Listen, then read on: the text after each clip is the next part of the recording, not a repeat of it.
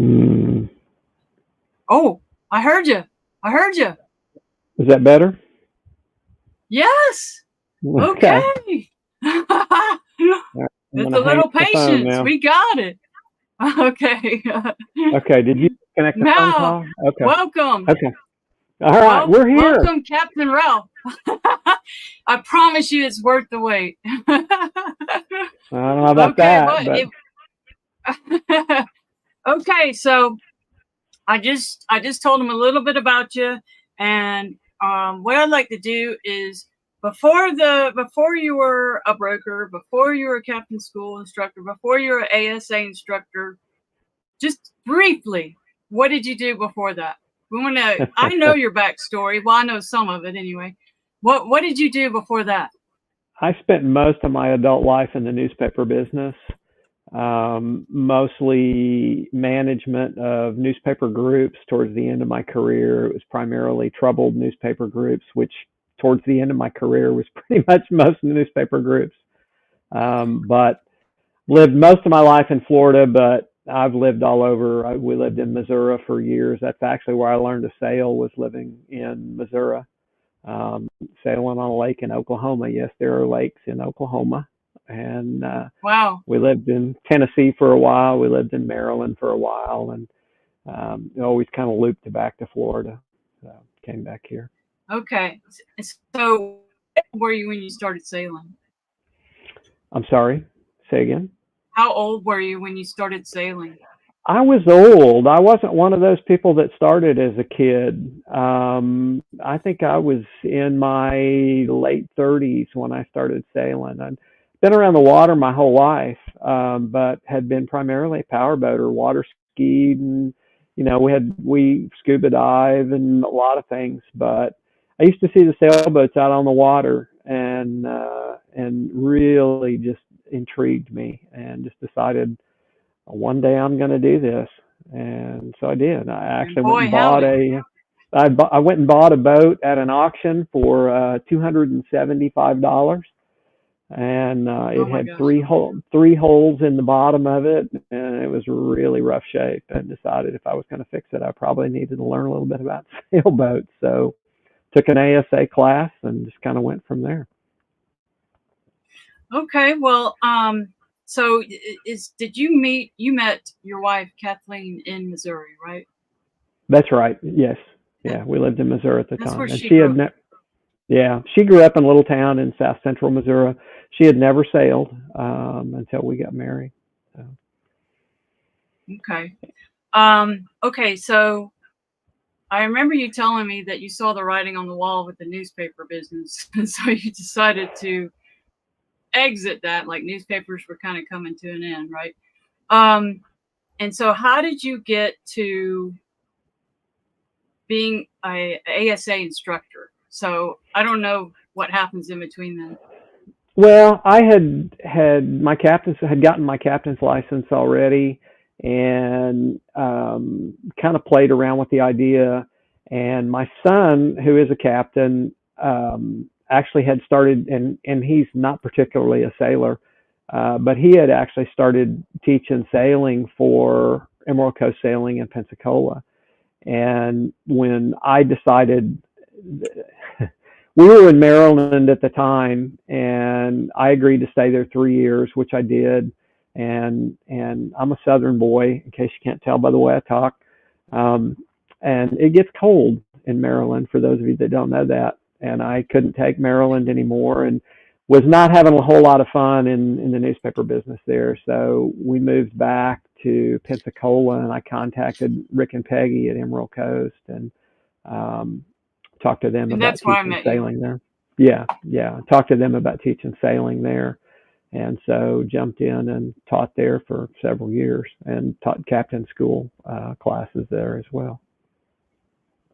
And didn't Kathleen say she'd go to Maryland if she just had to stay like a short time or something, then you get her back to warm weather? Wasn't it something like Well, that? yeah, we knew when we were going up there that it was a limited time, and I came home.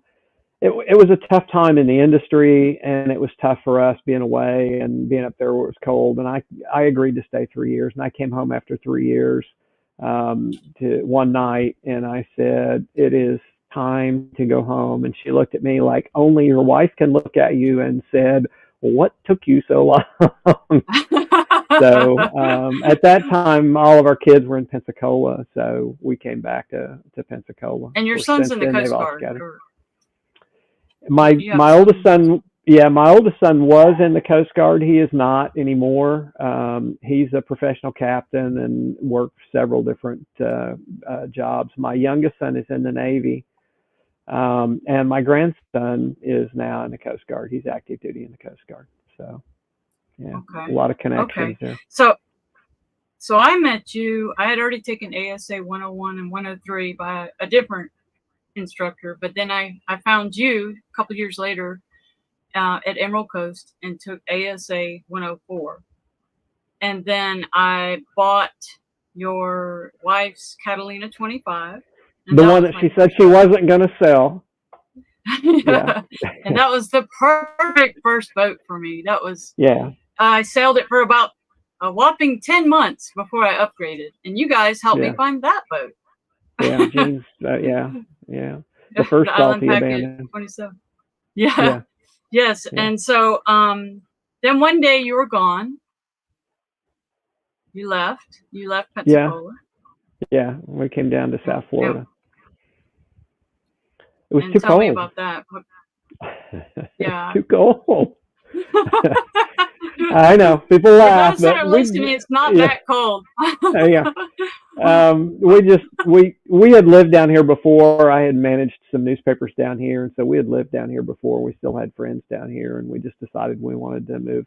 And by that time, our kids had pretty much all scattered. So, so we moved down here, and I was a broker with Edwards Yacht Sales, and we were in Pensacola, and I moved down here and went to work with Pier 1 Yacht Sales down here, and still up in Pensacola every 5 or 6 weeks, teaching classes up there, and then so brokering boats and teaching classes.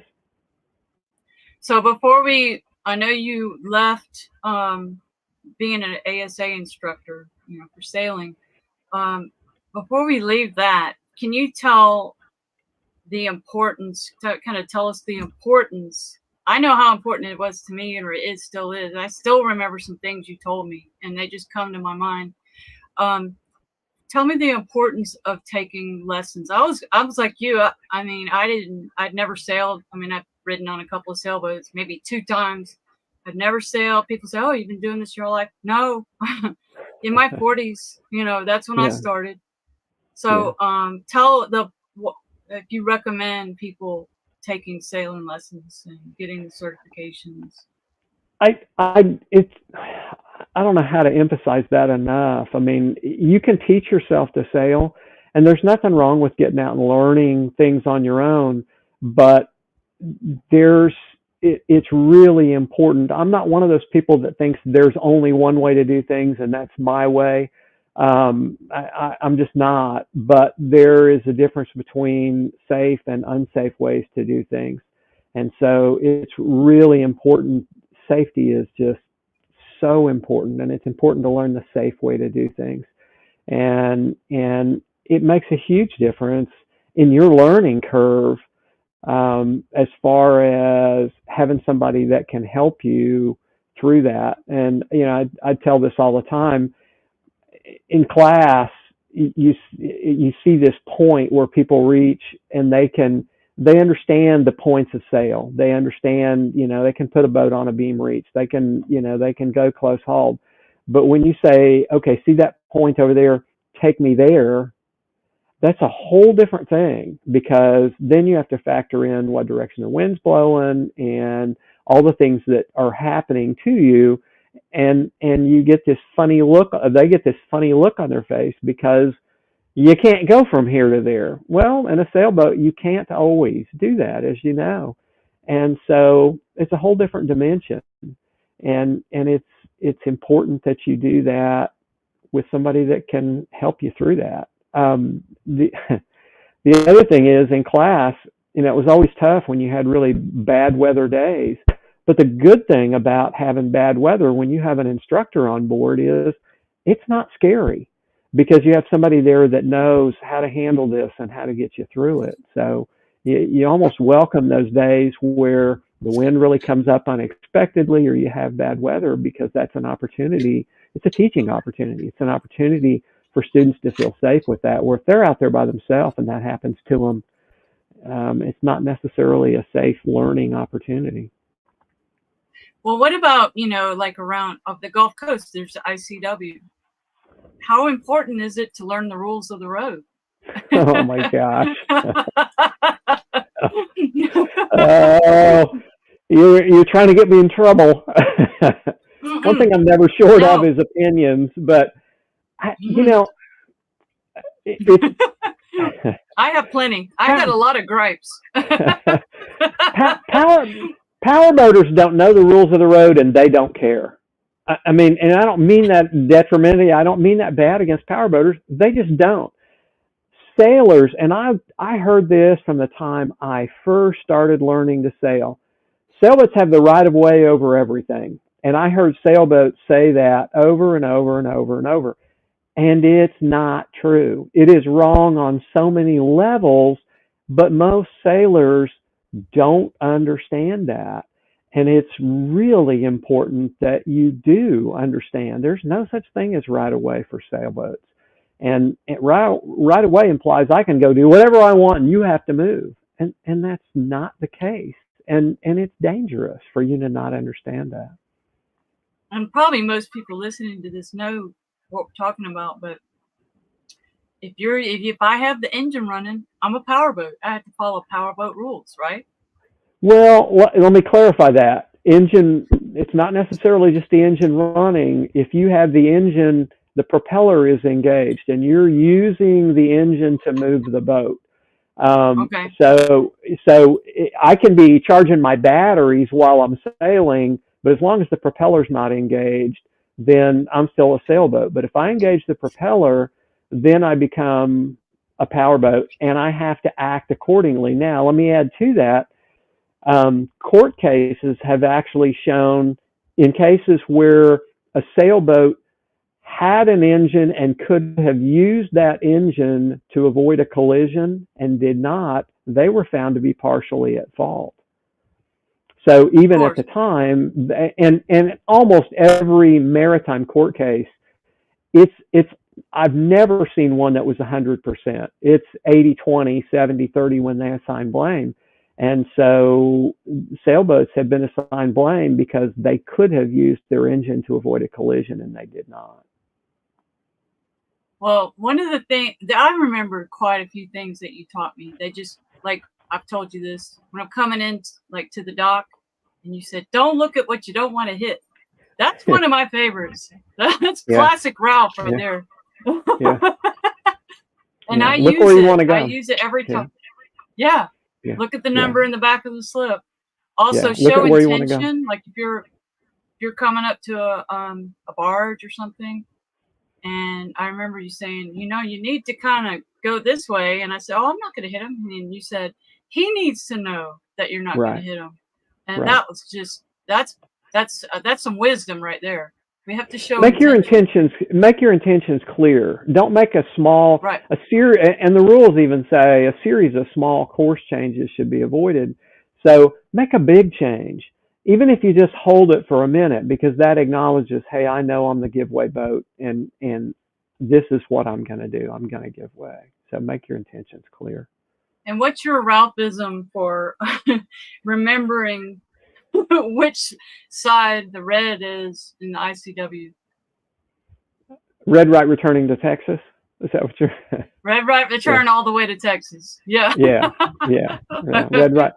Students seem to remember that better. So, yeah. I never forgot it. Yeah. I've heard other ones. So I said, well, the one I know is this, Some say on the land, it's by the land, whatever. Yeah. Red right returning. Anything else, perhaps that you've seen out there that you see a lot of people making mistakes? I mean, I see it all the time. I'm traveling on my boat right now, so it's just I could make a huge list. I got one for you. Yeah. What is the rule? Like, going west coast to Florida, I'm going through a lot of drawbridges, And, you know, I've got it all down. Of course, I've done it so many times. But I was going through, and the bridge tender said, okay, you go, you know, salty abandoned. And all of a sudden, this big power boat, and it was bigger than mine. I have a 32-foot boat. All of a sudden, he squeezes in there, laying awake, you know, plunging through. And the wife was on the back videoing me. And so she got me going, what are you doing? You know, he went, he squeezed through there. Is that legal? No, but, and I revert back to what I said a while ago, powerboaters don't know the rules of the road and they don't care. So no, it's not. And he's responsible for that, and he's responsible for his wake, but he's in a hurry, and he's assuming that your sailboat is going to be moving slower than him. And so he's going to go around. What about that 48-foot mast up there that can hit the... Yeah. You know, the safest thing you can do out there is assume that nobody else out there knows the rules and act accordingly. And it's really tricky because I'll give you an example. I was bringing a boat up through the Miserable Mile. You know where that is, coming out of Fort Myers, heading up the intercoastal. A lot of people don't know that, but if you turn north off the Caloosahatchee, coming up through there, and there's a big power boat, and he's coming towards me. Always. And he's getting set by the wind, so he is now over on my side of the channel. And I'm in a small sailboat heading north, and there is no room to get out of the channel there. It's really shallow, and you've got to stay in the channel. And he's on my side.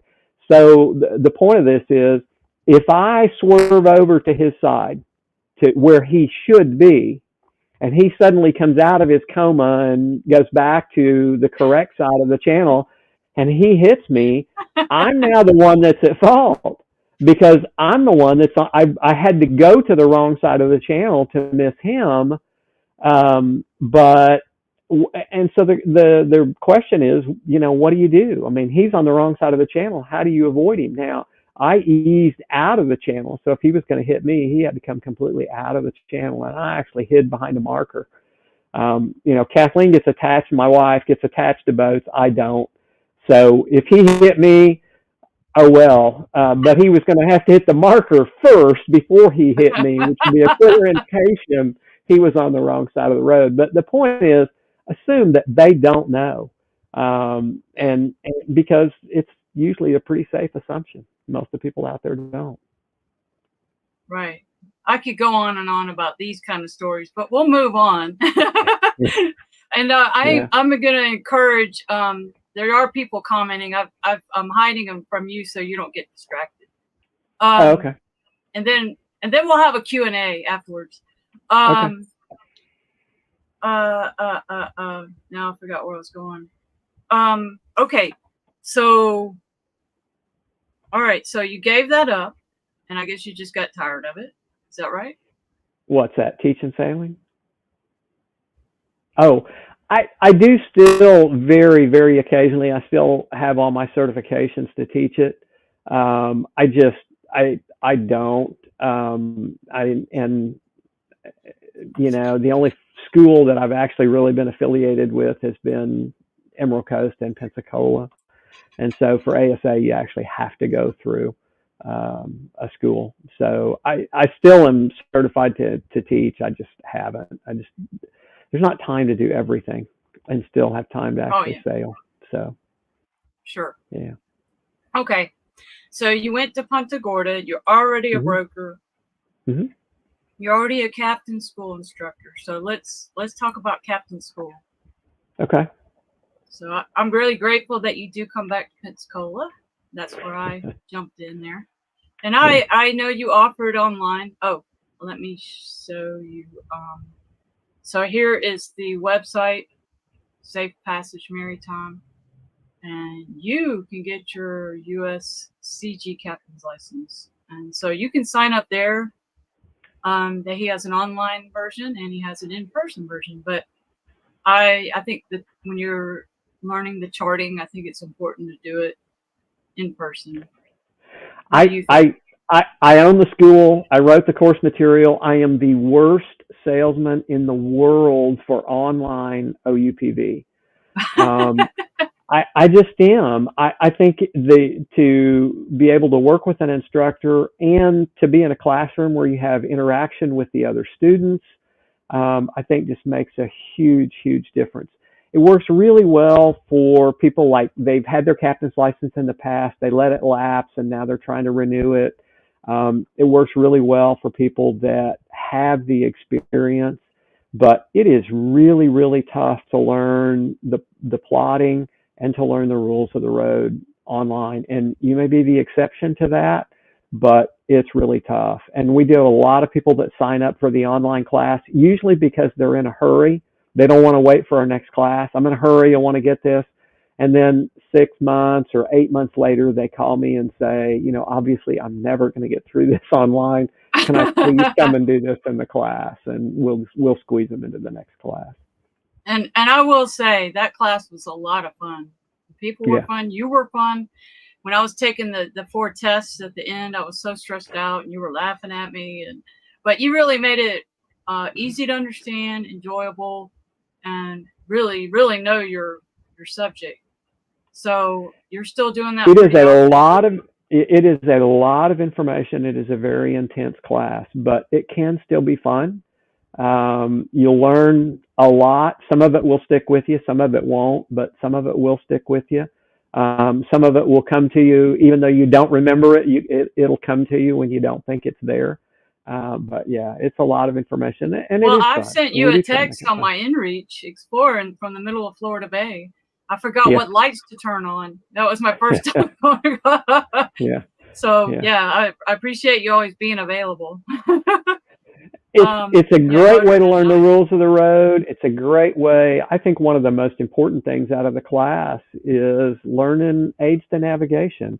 I have a lot of people in class that they've been on the water their whole life, and they know in the area that they're in what to do with the red and green markers. But if you picked them up and transplanted them somewhere else, they have no clue how to read those. And you go to strange areas, and especially at dusk or at night, and you got lots of different flashing lights, and if you have no idea how to read those, it's intimidating. And I know this will come as a surprise to most people, but your GPS will lie to you. Yes, it will. Is not, or it will fail you. And you need to know. You need to know what to do when you're coming up to that marker. You need to know how to react to it. It's important. Well, sometimes those markers are missing. Yeah. There's some still out there right now from Idalia. I brought a boat across Stewart in a little harbor there in Stewart, and it's a small area, but a lot of markers in there and a lot of channels coming out of there. And I brought a boat across there I had just bought and was bringing it across the Okeechobee Waterway. Had a GPS literally hot wired into the battery, and it tried 2 different times coming through Stewart to take me on the wrong side of a preferred channel marker. And it's tough to look at that marker and look at your GPS and go a different way than what your GPS is telling you. But I knew that it was wrong, and sometimes it just happens. Well, that happened to me when I went into Redfish Pass, and I tried to follow my old tracks. You remember? Yeah, They had moved. They had moved the markers, and I was like, no, that's not it. And so I ran aground. I had to. I have Sea-Tow and Towboat US just for that reason. Yeah. You need to learn. And have Sea-Tow and Towboat US. Right? It would be. Most people think having a boat towed is like having a car towed. You can have a car towed, and it might cost you $50 or $100. If they hook up a tow line to your boat, it's going to cost you $1,000. And that's if they aren't towing you very far. It is very, very expensive. So yeah. I had one for 11 hours one time. Cost me nothing. Yeah. I paid that $190 a year for Sea-Tow. That would have been how much? $20,000? I don't know. Oh, who knows? 11 hours. I had some people that I brokered their boat. They ran aground in Stump Pass. and they called me, and Stunt I've Pass never is gone through there. don't. It is not a place you No, want to take a sailboat under any circumstances. no, But no. and they were finally able to get the boat off, but they told them that they were probably going to have to deploy flotation, and if they did, the minimum charge was $15,000. So Did they it's just walk away expensive. from the boat? No, We'll just yeah, leave it. yeah, done. Yeah, no, it's expensive. It is Okay. very expensive. So tell us the I know you said you're not a good salesperson, but the importance. I've heard you in class. You tell us the importance of all of these things. The importance of captain school. Like, what kind of people take it? I get a mix. A lot of the people that come through the class are people that want to use it. They want to be a charter captain, and they're going to do fishing charters. And then the other is people that just want to learn. You're going to learn. Yeah. And honestly, that's how I started. When I first took my first captain's class, I had no intention of really doing anything with it. Even if you learn how to plot, you learn how to plot on paper charts, you learn how to do set and drift, you'll learn a lot of things. Even if you never do those, once you get out of class, you may never do another set and drift problem, but it will change your perspective. Even if all you ever use from then on is GPS, you have a better understanding of your GPS and of latitude and longitude and how to do navigation. It really changes your perspective because you understand it better. So there's just a lot of information in there. We talked about rules of the road.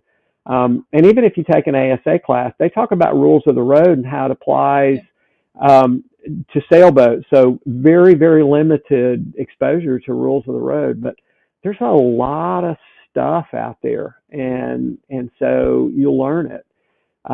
Aids to navigation, again, that's another one. We go through basic understanding of weather, and I always tell my students I'm not going to spend an hour in class on weather and make you an expert when people with postgraduate degrees still can't get it right but half the time.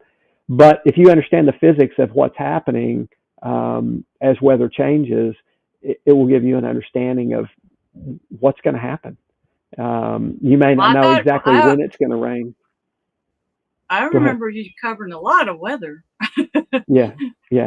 And we talk about a lot of the physics of it. Yeah, the physics of what is going to happen when a low pressure system comes in, when a cold front comes in, the physics of what's going to happen. Now, is it going to get here at 9:52 or 3:52 this afternoon? Who knows? But when it gets here, we know what's going to happen. It's just a lot of information out there. Yeah. Okay. Is there anything else you'd like to say about captain school? There's so much more to say, but what do you think is important? I think I am an advocate of boater licensing. I think every boater on the water should have to have some level of license. And Florida kind of has that. But I think even if you never intend to operate as a captain, I think it's a great opportunity to learn things that will benefit you out on the water. So I think it's a great educational experience. Oh, there's a question. Okay, what is this? You may have already covered this, but sailboats always have. Yeah, we did cover that, but they don't. They do not absolutely have the right of way, and in fact, and I'll talk about this just since somebody asked. There is only one case where the rules of the road use the phrase right of way. Right of way implies I can do whatever I want and everybody else has to move. And that's not even a real thing. Yeah, that's not even a real thing right away. Right. There is only one case in the rules where they use the phrase right of way, and right of way has nothing to do with sailboats. Right of way has to do with limited maneuverability caused by a downbound current versus an upbound. So really what they're talking about is barges on the Mississippi River, and it has nothing to do with sailboats. sailboats absolutely do not always have right of way. And in Yeah, fact, in and some specific cases are told specifically not to interfere with other vessels. yeah, yeah. And Marion, we were talking before you came on that when and I oversimplified it, but when a sailboat has the motor on, if they're running the motor, right? If they're being propelled by the motor, Yeah. they have to follow powerboat rules. Yeah. There was a case. I use that to my advantage because people don't know. They get out of my way, and I'm not going to tell them. There was a case, and it's actually been a couple years ago now, and it was kind of a spinoff of the Everglades Challenge, the small sailboat race. But anyway, there was somebody in a small sailboat, and he was tacking back and forth down the intercoastal waterway, and he was actually ticketed. And what happened, and it just blew up on the forums because all the rules experts who have never read the rules and learned them from the guy down the dock who's never read the rules were just incensed by the fact that they had ticketed this sailboat because the sailboat has a right of way over everything. Well, no, sailboats are specifically told not to impede the passage of a vessel in a narrow channel or fairway. So this guy was tacking back and forth down the intercoastal, and he had been warned once, you can't do this. And he kept doing it, and they ticketed him, and rightfully so, because he had reached the point he was flagrant about it. But yeah, you can't. You cannot. So powerboaters aren't the only ones that get a little rude. Yeah, well, sailboats, sailors think they know the rules, but they've never read them. And they learned them, like I said, from the guy down the dock who's never read them. And they get these things in their head, and they will vehemently defend it. And it's not true. Yeah, sailboats do not have the right of way under sail. There's a pecking order. And in that pecking order, sailboats are actually... sailboats are close to the bottom, and in open water, not in any kind of a channel, not with any kind of impingement or anything to impede you. In open water, sailboats are stand on over powerboats, and powerboats. Do you see this comment here? I know. You see that one? I know. Yeah. Yeah, David, yeah, and in a shipping channel. Yeah, and you're absolutely not. You can get in an argument, but you're going to lose that. An old mentor of mine says, like fighting with a skunk, even if you win, you lose. I mean, that is a no-win situation. So you don't want to tangle with that. No, you don't. I also heard a nasty rumor about sailors that we don't tip. What? That we don't tip. Oh, well. I'm shocked. sailors have sailors have a tendency to be a little frugal. And so yeah, that's and a lot of marinas really don't like to see sailors come in because they would much rather see a powerboat that comes in that's going to buy $1,000 or $2,000 worth of fuel as opposed to a. They're raining money. Yeah, as opposed to a sailor that's going to come in and buy 8 gallons of fuel and want their holding tank pumped out, and they're going to take on water, and they're going to tie up the fuel dock all the time where they're doing that, and then they're going to tip the guy on the dock. They're going to tip him $5. So yeah, yeah. Well, I asked the dockhand over at Safe Harbor in Bradenton. I said, "Is that true?" And he said, "Well," he goes, "Sometimes, yeah." I said, "Well, I'm here to change that rumor." So go out to my fellow sailors. When you come in, I mean, $20. If someone helps you tie up, what do you think? Oh, for tipping. I'm usually by myself. Yeah, most sailors aren't going to tip them anything. They'll thank them, and they aren't going to tip them anything. So, yeah. Okay, I want to shame all the sailors out there who are not tipping. Don't be. Yeah, I yeah, can't support all of you on tips. Okay. yeah. All right, so we got that straight. Okay.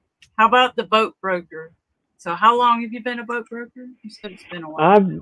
I've had my license about 15 years, and a lot of that time I was, I had my license when I was teaching sailing, and so wasn't real active with it. And then probably the last 7 or 8 years have been active with it, very active in it. And so do you think your teaching, your sailing instructing, and your captain school that helps you help your clients find the right boat? Oh yeah, yeah, I think so. I enjoy helping people find the right boat. I'm not in it to just try and cram a boat down their throat. Buy this boat so I can go on to do something else. I really enjoy helping people find a boat that really is what they're looking for. Um, Well, there's probably y- somebody on here that needs to take lessons, that needs to get their captain's license and buy a boat by a guy that's going to help them. and that's actually why I went ahead and got my broker's license, because I was teaching sailing, and people would get through the class and they'd say, we really love this. We think we want to go buy a boat, and I got tired of sending them Well, to as a matter somebody of else fact, I to go. can help you with that. Yeah, so I got tired of sending them on to somebody else to find a boat for them. So it is Okay. fun. I enjoy that. Well, I read BYOB, Caribbean Island Hopping. Do you know that book? He is Mm-mm. Captain John, I think, and it's all about don't buy a bigger boat than you need. Don't buy. I mean, the bigger the boat, the more expensive everything is. The rigging, the sails, the dock fees, the bottom jobs, everything. And Yeah. so that's really why I kind of went towards the Island Packet 27, because, and then I did go to the 320, but people, oh, you should get an Island Packet 35. No, I don't think I need that. Am I going to day sail an Island Packet 35 by myself? Probably not. What do you Yeah. think? The rule is the bigger the boat, the less it goes out. And you walk into any marina, and the smaller boats are getting used, and the bigger boats are not. People buy the big boat, they sail it a few times, they realize it's a lot of work and it requires crew. And there are exceptions to always to that kind of thing. And there's always those people out there that, they're going to go day sail their 45-foot boat. But the general rule is the bigger the boat, the less it's going to go out. And at COVID, everything went crazy. People were buying boats like crazy, and everybody wanted big boats. You could not give away a boat in the 30-foot range. Everybody wanted 40-foot or bigger, and a lot of them wanted 50-foot. And this is the first time, and I've been doing this a while, this is the first time I've ever had this happen. People were coming back and saying, my insurance company told me I can't buy a boat that big. Well, first of all, your Yeah, insurance I've company heard shouldn't that. be the one to have to tell you that. You should have known that. You have no experience and no ability to operate a 50-foot boat. But that happened, and it's because people wanted really big boats, and they did not want small stuff. Now we're starting to see that turn back around. So, Well, I've been on the dock somewhere, like Key West or something, and you know how people come by and go, "Oh, I love your boat. We're thinking about doing it." I was like, "Oh, really? Well, how big of a boat are you?" "Oh, 50 foot. They've never sailed yeah, before."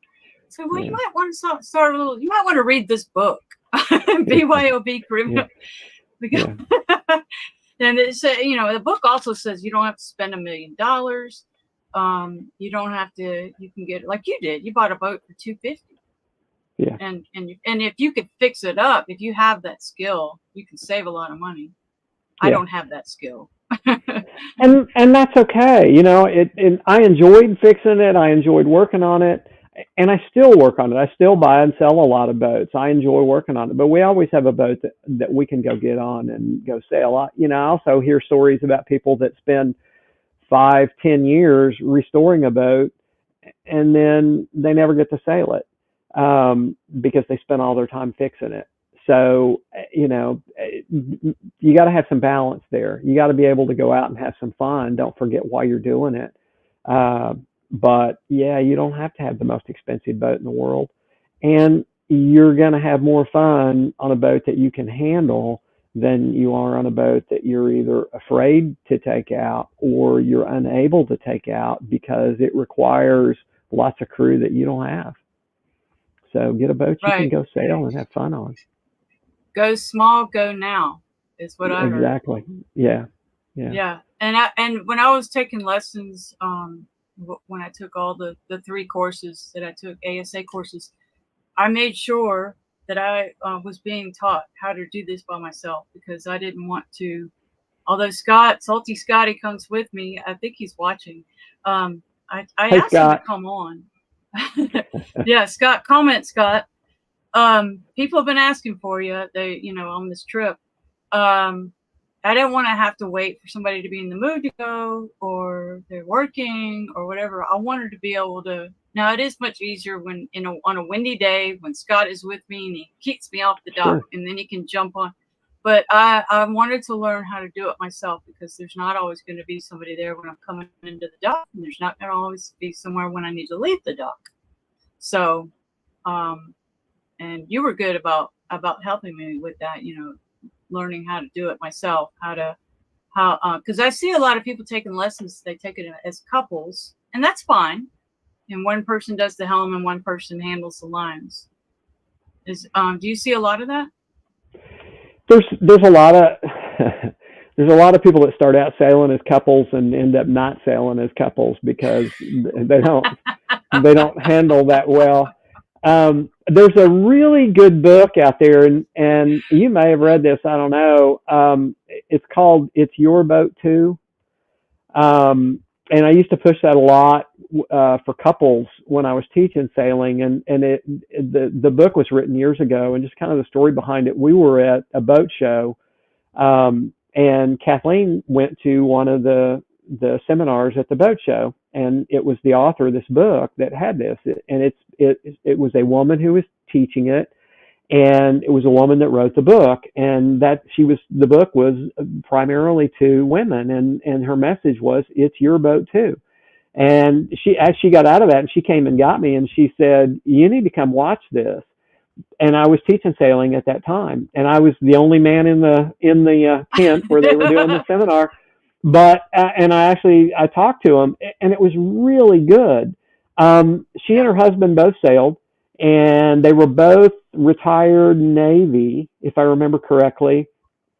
And they were going cruising, and the message that she was trying to get out to women is, it's your boat, and you need to take responsibility on the boat. And they had a system where they alternated doing things on the boat. Now and she acknowledged that they both had things that they were better at than the other, but they both knew how to do everything on the boat. And she talks about kind of an aha moment that she had, where her husband, they were not cruising yet. They were both still working, but they actively sailing the boat. And her husband had to go somewhere, had to travel for work, and he was gone for a period of time. And she was talking to him on the phone and said, hey, I really miss sailing. And he said, go get some of your friends and go take the boat out. And she was reluctant to do that, but she did. Well, when she and her husband sailed together, and I'm bad about this, I do this, they get the boat all put away, and they'd start back for the car, and he'd go, oh, I need to go check one more thing. And you do things so much, you can't remember.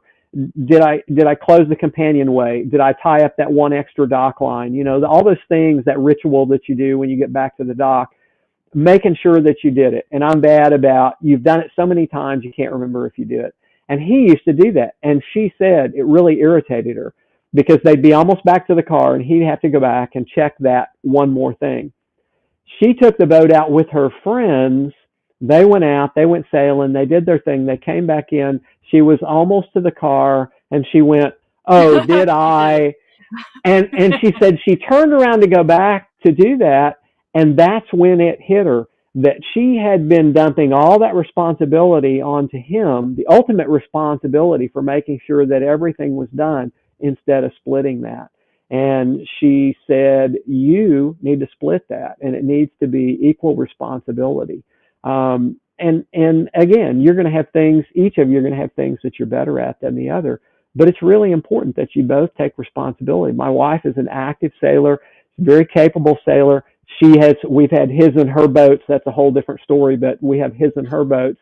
And when I'm on her boat, we sail it her way. But that's something that when we're going out, we establish, okay, you're going to be the one responsible today. You're going to be the skipper today. And I'm perfectly happy being crew, or I'm perfectly happy being skipper, but we take that responsibility and we share it. Well, that book that I was talking about, BYOB, has a chapter about marriages and the problems that it causes. And it's usually the man barking at the woman, making her mad. And the book talks about the importance of her going and taking her own lessons, get her own instructor, and learning what to do.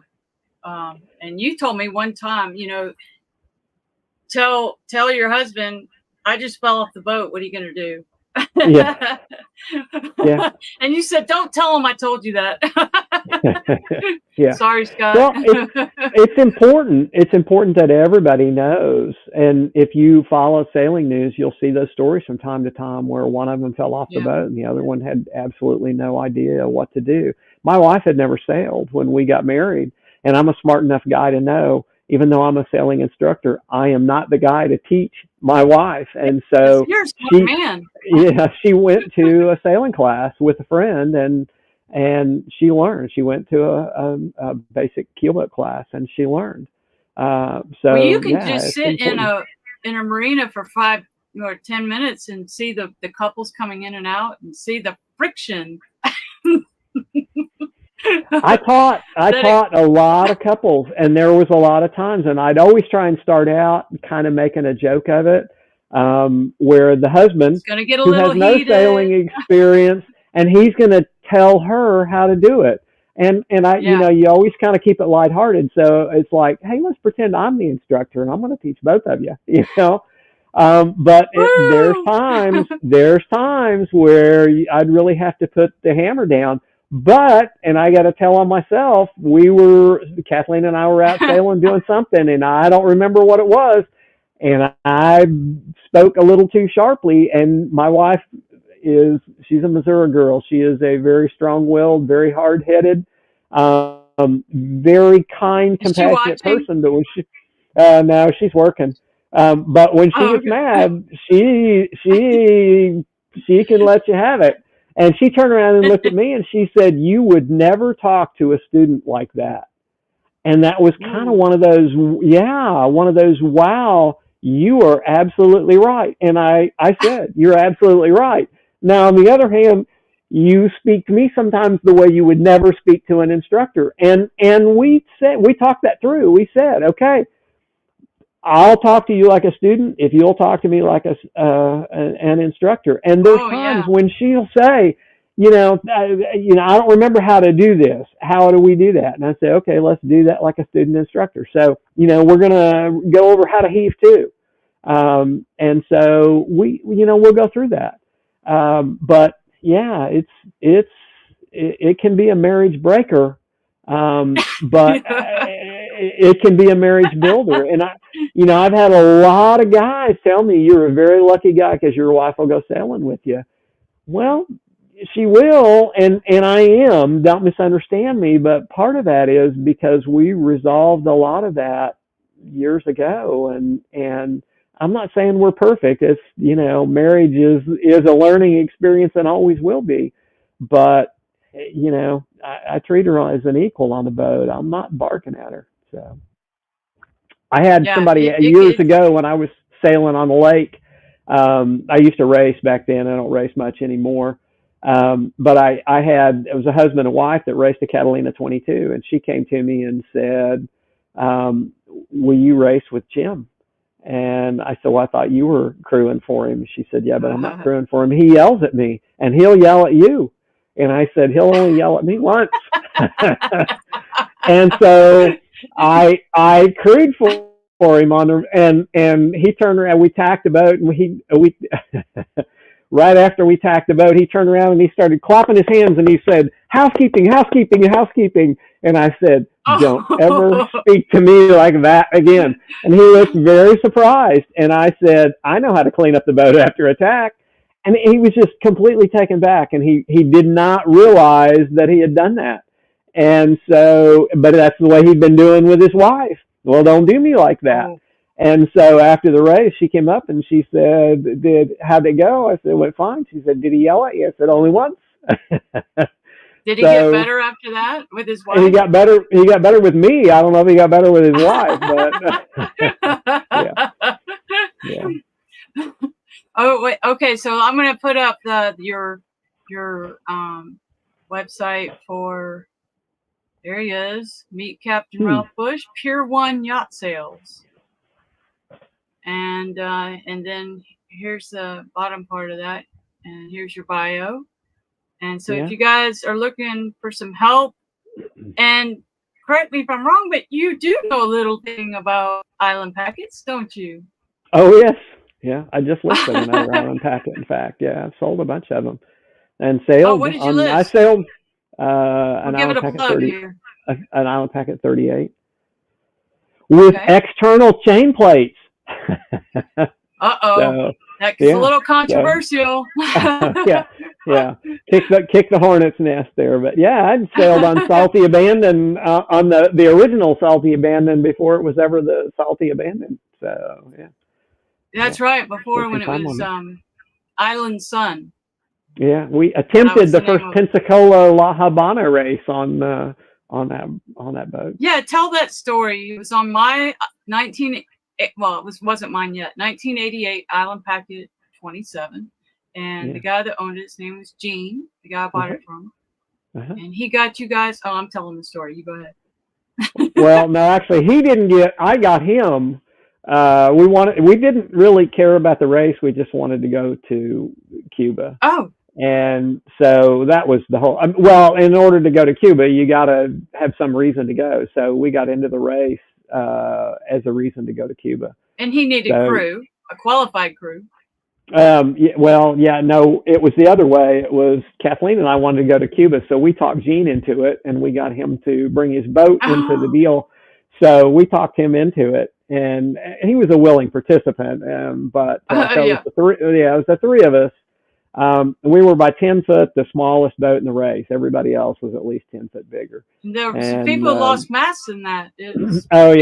Boats got dismasted.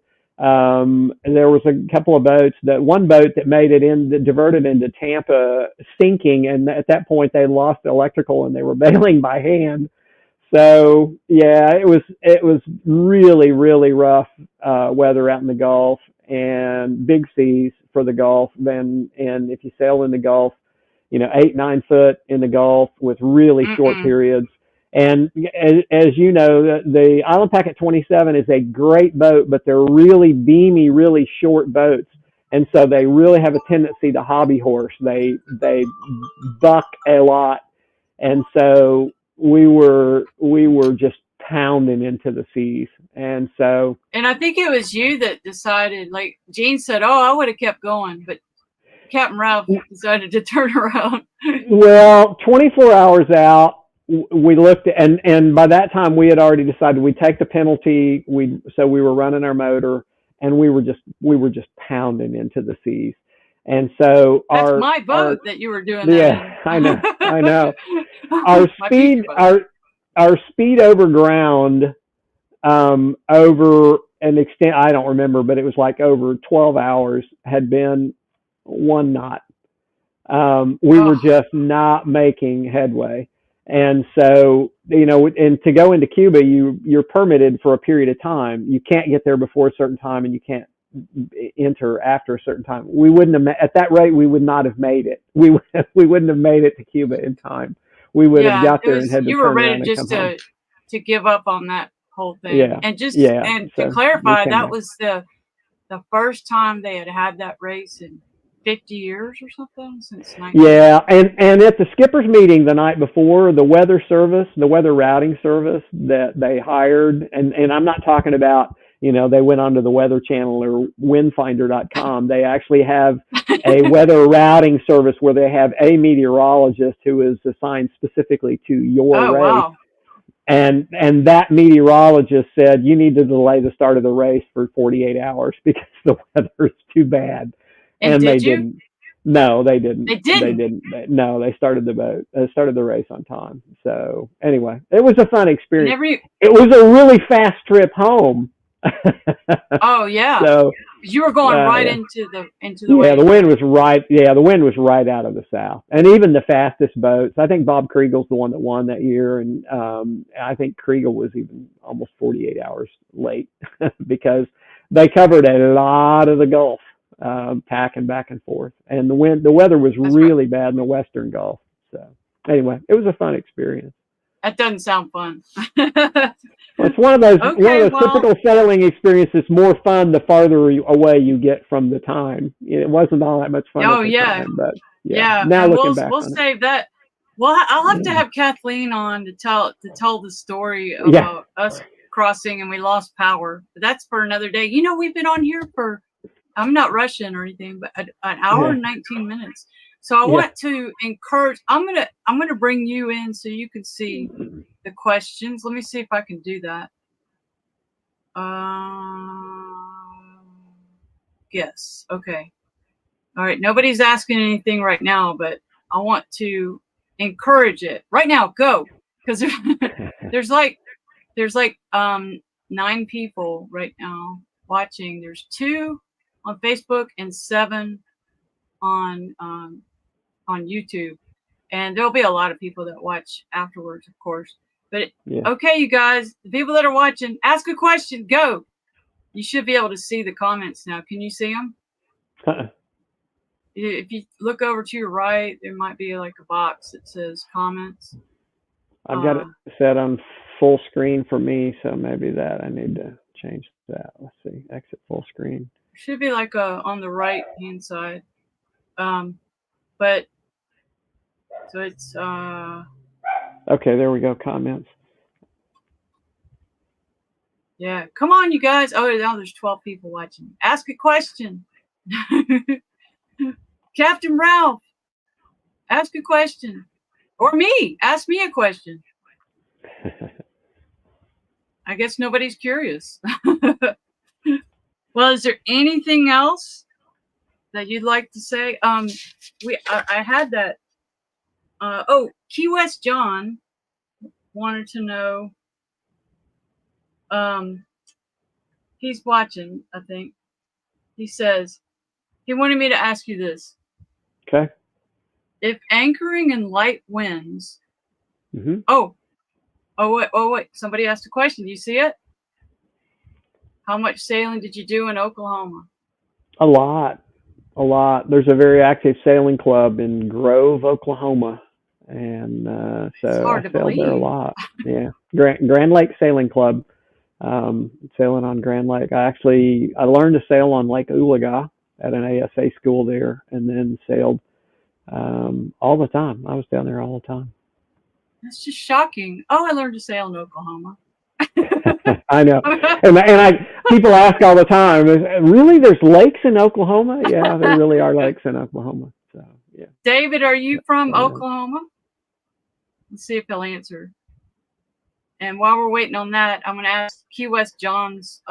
He's my weather advisor. Key West John is somebody I met on my first trip to Key West back in 2016. And he flew with Southwest for 25 years as a pilot, as a captain, and he's a lifetime sailor. So, and he has a retirement job where he flies a 737 in his retirement job. The man knows weather. Yeah. So I often concur with. I'll say, I think I should cross on this day. Do you concur? And he'll offer me advice and kind of watch out for me and everything. So he wants to know. Got a good question for the podcast. If anchoring in light winds and you don't want to have your anchor rod wrap around your keel when you have a current changing during the night from one direction to the opposite, then what is the best position to set a stern anchor? Should you set so the current comes bow for some time and then stern, or should you set so the current is from one side for a while and then the opposite side? I kind of prefer the bow and stern current rather than sides. Do you know what that means? I'm not sure that I followed all of that. I remember that he anchored at Pavilion Key down off Everglades City, and he got all tangled up in the middle of the night. So, yeah, and that can happen if you got real light wind and not a lot of current, and the boat just kind of meanders, and so around over the top of your anchor. And so what happened is, you can get the anchor rod wrapped around the keel, and wing keels are real popular now. So if you've got a wing keel and you get the anchor rod wrapped around it, it becomes a real problem. I think that's what he has. Yeah, it becomes He's a real got a problem. Hunter, like 30 or something. Yeah. So that's really a problem with the wing keel. So you definitely want to put a second anchor down. You can do bow and stern. You can do just two anchors 45 off, and you're not going to swing. But if you've got light wind like that and, really almost no current, it really doesn't, it doesn't matter.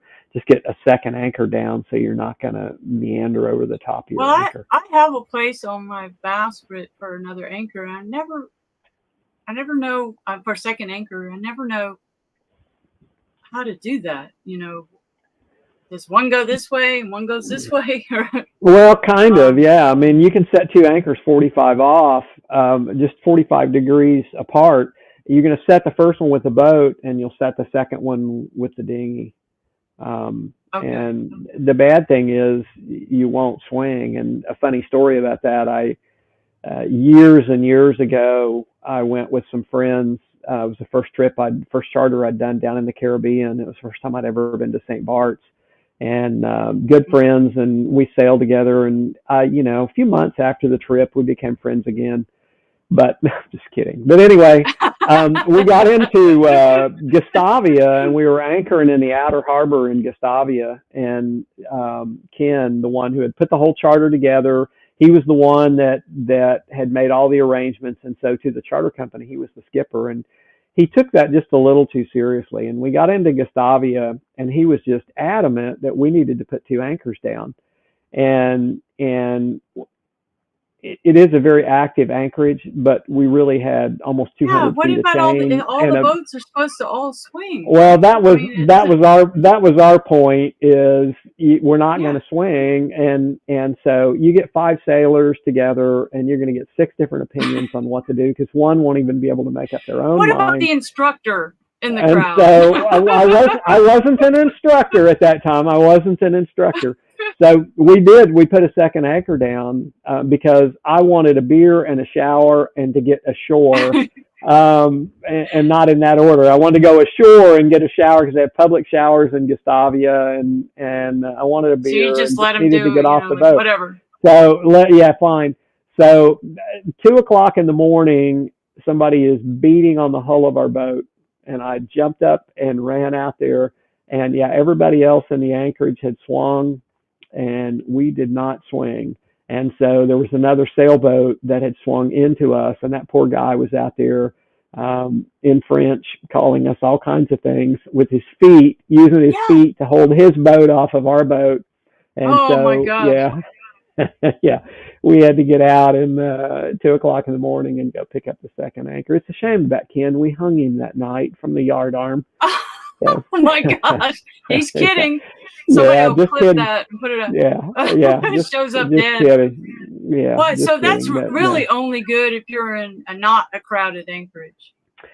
The anchoring etiquette is you anchor the same way as everybody else does, and if you're not, go anchor somewhere else. and we Okay. violated that. And so everybody else was Yeah, out there it with a was. single Even bow I anchor, and we weren't. know that. That doesn't make sense. You know, if you're in a Yeah, crowded anchorage. I mean, yeah, yeah. I. It didn't make sense to us either, but we gave Well, see, in, and it didn't work out.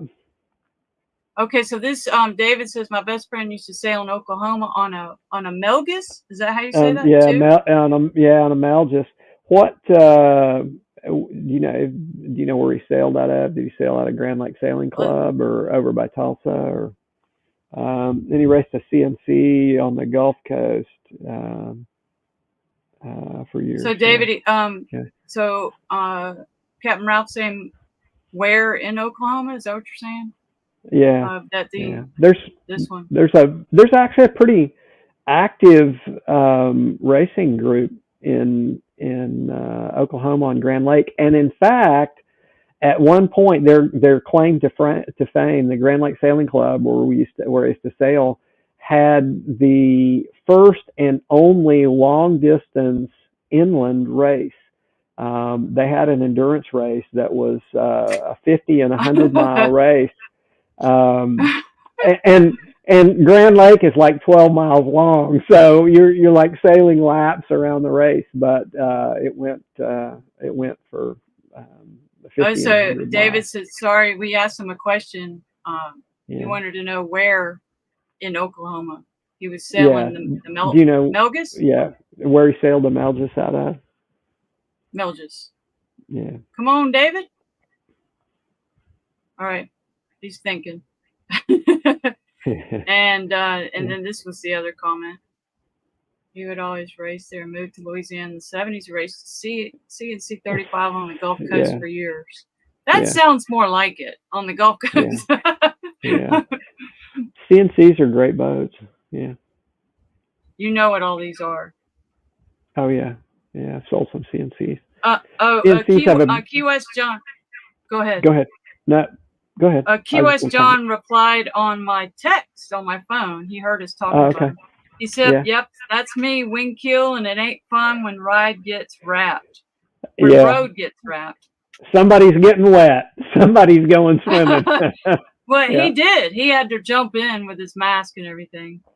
And this was where? Let's Down see. in Everglades City? Well, Where'd you say there's this? a little island called Pavilion Key, and I actually went to it because he would always talk about it, and I go, I got to see this place. If you look at it on Google Maps, it looks beautiful. It looks like, and you're still in cell phone service. It's right outside off the coast of Everglades City, and he has I have the Starlink now, so I was able to. I didn't stay when I came through there because it was too rough. So I went ahead and went into Everglades City again. But yeah, it's like this little. I think it's a state park, so there's nothing on it. You Yeah, should go down there.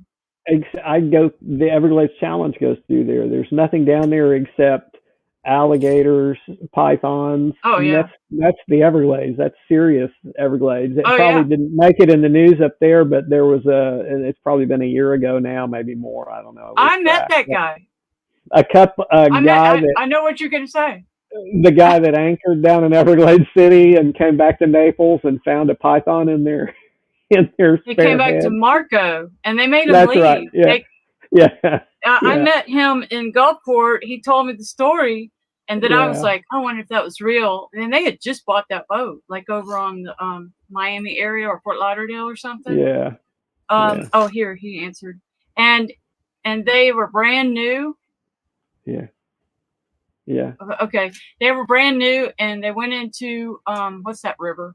Yeah, and I've been there. Now Shark I went River, on this trip. Shark River, the Shark Yeah, River. yeah. Yeah, And yeah, they got to, I think they went to Rose Marina and found a little surprise in their bed. It was a python, and which is pretty horrific. And then I went online and found a local news story about it, and they showed it yeah. wrapped around the guy and law enforcement. I don't know who it was. They came and got it off, and then they made them leave in case there were more. That Marco made them leave. Keep I'd have on burned going. that boat to the water line. I'd have burned it to the water line. I'd have gotten off, set it on fire, and yeah. I don't Well, do I snakes. interviewed him. I didn't get that story on camera, but he said there was one window, one porthole that didn't have a screen, and he thinks it came through there. Yeah. And so, Yeah. I don't do snakes. But I went there on this trip, and man, as soon as the sun starts going down, the no-see-ums are fierce back in there. Yeah. I was trying to take a picture of the sunset. There's no way. You have to hurry up and get it. Take a dive in. Yeah. But yeah, Pavilion Key. So you got to check that out. Lake Okeechobee's like that. If you come across the Okeechobee Waterway, have you made that trip across the Okeechobee Waterway? I haven't. I'm scared to do it by myself because of the locks and the tying up, and I'm scared I'm going to ruin the boat. It's a fun trip to do about every 10 years. I've done it more than that, but it ceases to be fun if you're doing it more than that. But it is fun. And one of the former owners of Pier 1 used to say everything you need to know about navigating and running a boat in Florida, you learn on the Okeechobee Waterway, because you have to learn navigation going across Okeechobee. Because if you go across the lake, there's a marker in the middle and you got to hit it. You learn how to do locks, how to do bridges, but coming across into Clewiston, you're still actually a mile or 2 miles out, and you're into a channel which has got sawgrass on both sides. And I was coming through there, and it was dark. It was getting dark, and the mosquitoes. I really thought it was the Blue Angels coming in behind me. I've heard about it, like a big cloud. Yeah, it was mosquitoes, and I dove down below and grabbed the spray and sprayed me and the boat and put the screens in and sprayed the screens and sprayed everything. Yeah, then you got to get them out of inside, and you don't want to be out there after dark. And then they're there in the morning too until the sun comes up. Yeah. Oh my God. And it was like that in Everglades City too. But on this trip I got to see Goodland. I got to see Everglades City, and Key West. John was down there. You know, he came up from Key West, and I got local knowledge before going back there, you know, from a Marco captain. He had me go take a shortcut that I would have never done. But he said, no, you can get in there if you go at high tide. And that's really important. Let's talk about local knowledge. I'm a big believer. There was something recently I asked when I was leaving Tampa Bay, and I was in Bradenton. I said, do you think I could squeeze out that little side there? He goes, no. I said, but it looks like I could. And he goes, I wouldn't do it. I said, okay, I'll take your word for it. You know what I'm talking about? That little shortcut through the main channel of Tampa Bay. Oh yeah, I know exactly what you're talking about. Yeah. Have you ever done it? The Everglades Challenge starts right there. I've done it in small boats, but we used to sail up there all the time, but you don't want to do that. You can hit it just right if you've got maybe a swing keel and a real shallow draft boat. You can do that. But now, are you talking about the one going south? Or are you talking about there's a little channel that goes, if you're turning north? It's on the north end of that main channel. Oh, like a little, I think there's even some markers, aren't there? Yeah, I've done that. I wouldn't recommend it, but I've done it. It was really rough offshore. Gene and I were bringing that Albin Vega 27 down, and we had just gotten the stuffing kicked out of us. And we went in at John's Pass, and we went back out to try and get back out, and we got back out, and we decided we're not doing this. And so, there's a little swash channel that comes in right there. And so we went through it, but that's a fairly shallow draft boat, small boat. And we came back in through there. Mine's 4.25. I thought I could. Yeah. But the captain and Marco, instead of going around Cape Sable, is it? In Marco, what's that big shallow area you got to go around? Instead of going around that, he said I could go in that pass, and it's got a kind of a funky name, and I can't think of it right now. It took me forever to learn how to say it, and now I can't remember it. He said, you can get in there. And I was like, that saves a lot of hours. And I did. And that's the benefit of local knowledge. And so Local knowledge is important. Don't hesitate to ask the my locals. And then when you ask them and you get the advice, follow it. yeah. Yeah, and there's just so many boat captains out there, the boat community. They're so helpful, and say, hey, I need some local knowledge, and they perk up. Everybody likes to be asked a little of their expertise, right, Captain Rob? Yeah. Oh yeah. Yeah. Well, I guess we've been on here for 1 hour and 38 minutes. Can you believe that? This Wow. is just flown by. Well, people like long content these days. I always like long content, so I think we've covered some really good stuff. There's not any fluff in here. You have such a wealth of knowledge, and maybe we'll do it again. Yeah. So many stories. You got a couple more coming up. See, I'll give you a chance to plug. You got some more coming up. You had some other people that you were going to do this, right? Oh, yeah. Great idea. Thanks. Okay, so Cecilia Potts. I don't know if you know her. She did a survey. So, yeah, for me. Yeah. There's not too many women surveyors, are there? Are there? No, there's not. There's not. She is so good. Like she was recommended by Hayden Cochran, who is like the head big cheese of the Island Packet community. And he's a broker, and he special. You know him, Hayden Cochran. Yeah, and he specializes in he's now gone on his boat until May, and I'll be interviewing him. But I said, who should I use? And he said, oh, Cecilia. They call her Cece, I think, Potts. And she did the boat that I looked at in Fort Pierce, and I didn't even have her. She's expensive. I mean, I don't know, $100 an hour, and that's to do the actual survey and also do the paperwork, the actual report. And we stopped in the middle of the report after I could see where we were going with the report. It wasn't looking good. And she said, you want me to stop? I said, yeah. And then the next week I went to Palmetto to the Regatta, Safe Harbor Regatta Marina. And that's where I found the boat that I'm on right now. And I told the guy within 10 minutes I was writing an offer, and I want to close in 2 weeks. He goes, well, surveyors they're like 3 weeks out, 4 weeks out. I said, I got one that can do it next week. And so she travels around the whole state, and he goes, oh, really? Well, they don't go up the mast anymore. I go, mine does. Yeah, she does. And he goes, I was impressed with that. Yeah. I was impressed with that, because most surveyors will not climb the mast, and they just tell you. I cannot believe that. How can you buy a sailboat without someone going up, especially doing the kind of stuff I'm doing? Yeah.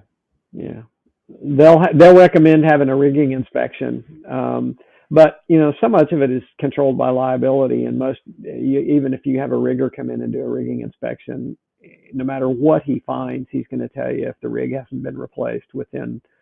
Standing rigging hasn't been replaced within, some of them it's 5 years, but certainly 10 years. He's going to tell you need to have. No, Cecilia replaced. Did recommend an independent diesel inspection, and so I did get that.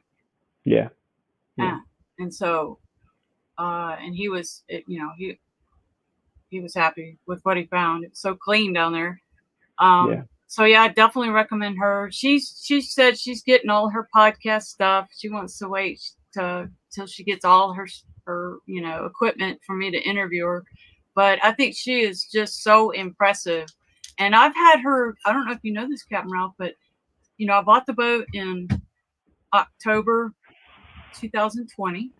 I closed a month after the hurricane that I lost the other one. So it was a month, right? And I've had her do 2 addendums to the survey, and since, to increase the value because of all the stuff I added, all the upgrades. Yeah.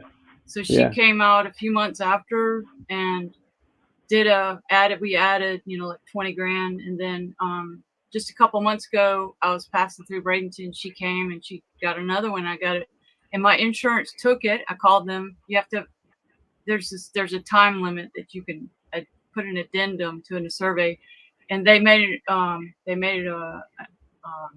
an exception to do this one. This last one, they got permission, and then they increased my coverage. And so that's a lesson I learned on my first boat. I never upped the insurance, and so I learned a good lesson on that. So now I've got, Key West John says Cape Romano. Oh, okay. Yeah. Cape Thanks, Romano Shoal. Yeah. Cape Romano Shoals. Yeah. Shout out to Key West John. He stayed on text with us when Scott and I were on the boat during Hurricane Sally.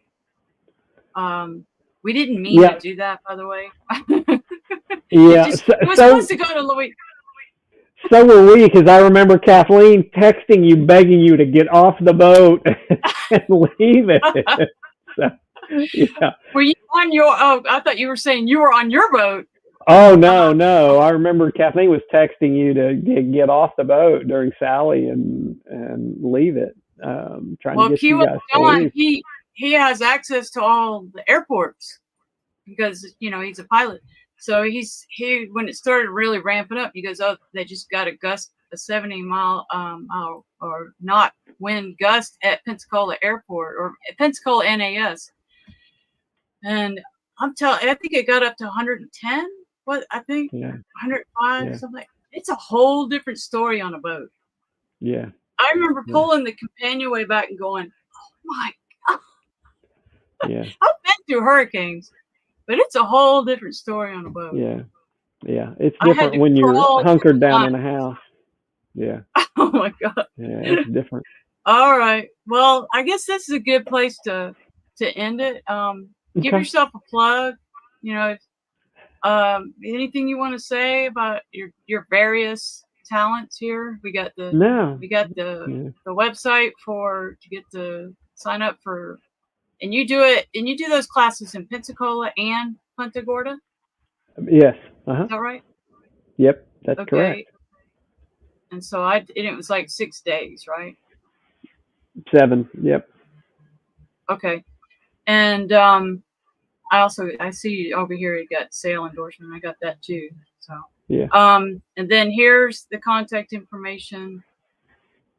Want to buy a boat? Hit old Captain Ralph up. Yeah. And that's it. So. All right. Thanks for putting this together. Yeah, this is a lot of fun. Together. This is great. You are the perfect first person because you are so easygoing. I'm like, hey, I'm going to do an interview, and I'm kind of, stressed about it. Not really, but you're like, okay, nobody wants to watch that, but okay. And then I was like, oh, we're going to go live. Okay. You're just so nothing rattles you. I've embarrassed myself in public before, so it's nothing new. Well, here, let's just give my plug one more time. If you're looking for Gulfront property or Bayfront property or even non-waterfront property in Gulf Shores and Orange Beach, Alabama, or Perdido Key, Florida, please contact me, Tinsley Myrick. And there's my email address. All right. Shameless plug. All right. Shall we? I do have an exit. Is it on here? Okay. Here we go. So we're going to go out now. And thank you so much. And we'll see you again. And tell Kathleen I'd like to interview her. I will tell her. Tell Scott I said hello. Okay. Do you think you think she'll do it? I don't know if she will, but I said I'd tell her. I didn't say she'd do it. But I will tell her. All right. She might. She might. All right. Thanks. Bye. All right. Bye-bye.